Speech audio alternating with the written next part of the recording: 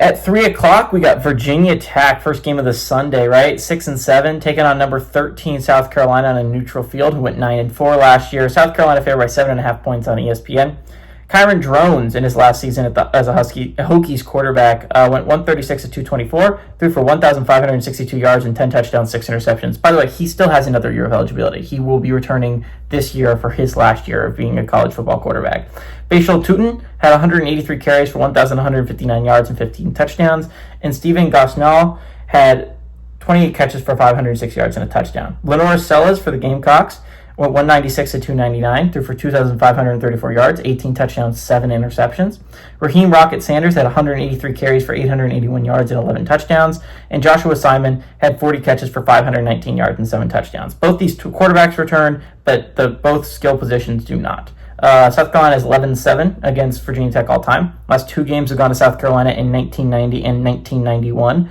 Last time Virginia Tech beat South Carolina was in 1974. So it's been a hot second since Virginia Tech and the Hokies not only have beaten South Carolina, but even got a crack at South Carolina.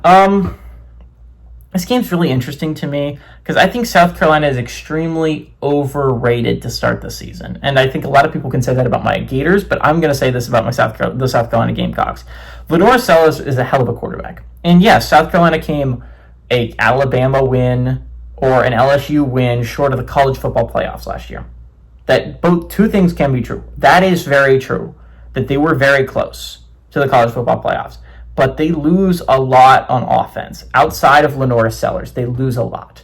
And I think Virginia Tech is underappreciated heading to the year. This is a big year for Brent Pry, right?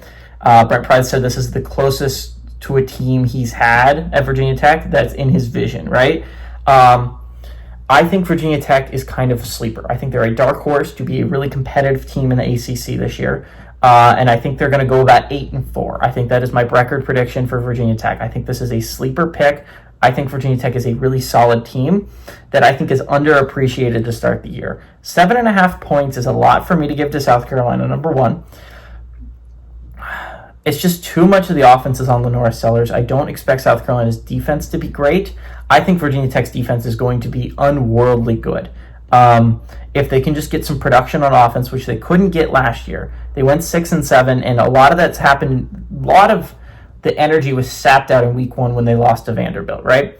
All the hype for Virginia Tech, everything died after that week 1 loss to Vanderbilt. If it can get up going again with a week 1 win against South Carolina, I think that's going to be massive. And I think it's going to happen. I think Virginia Tech is a very solid team this year. I think Brent Pry's defense is going to wreak havoc on the South Carolina offense. And I think the Hokies are going to beat the Gamecocks. Give me the Hokies to pull off the upset and obviously cover because they're underdogs.